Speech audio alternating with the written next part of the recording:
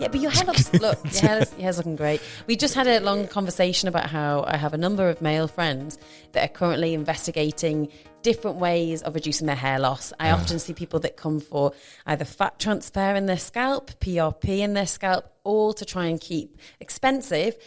Can be quite uncomfortable. You can't really numb the area, so quite painful. And they do it month on month to try and reduce the hair loss. Which one of these is the PRP? And you must get fat transfer as well. And it's painful. It can be very painful to inject because think about how tender your scalp can be. And some people are very And they just put it just underneath the skin? Yes. Oh. Then the other things that you can take are oral medications. We talked about finasteride before, which in the large majority of population, they have no side effects. But the side effects are quite pronounced if you do get them. Like what kind of things? You're looking at psychiatric problems. So people can get very depressed, very anxious. It can have a huge effect on libido, impotence. They can get womanizing features such as gynecomastia, where they get like sort of man boobs, etc. So it's a risk to take. Whereas look at you, you've got a cracking head of hair, James. You don't have to worry about any of this. That's for sure. And it's growing quick. Like I haven't seen you in a few weeks, and you said, "Wow, your hair's getting really long." Yeah, I had that the other day here actually.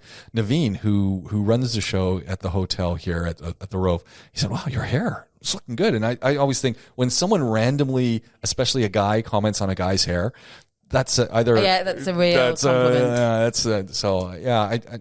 I'm really happy with the hair. I did have a great question months ago when I was getting a cut, and the hairdresser, the hairstylist, he said, "What color are you using on your hair?" And I said, "This is the natural color." And he said, "People want your color hair. Like you're the color that people are going into the hairdresser for and saying, I want that gray streaky kind of thing." He says, "Yours is the color."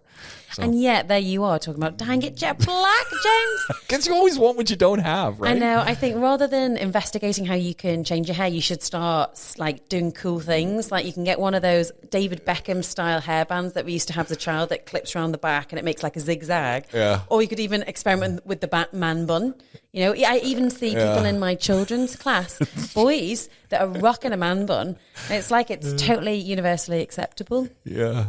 I don't know. You're not sure? No. I could just see his pair of pigtails. I did have long hair at one point, shoulder length hair years ago. I got the photos to prove it, but I never put it in a bun or a ponytail. I just always wore it long. But it's shaggy. I just have it. Yeah. And I think I did get a perm too at that point. So it was slightly curly.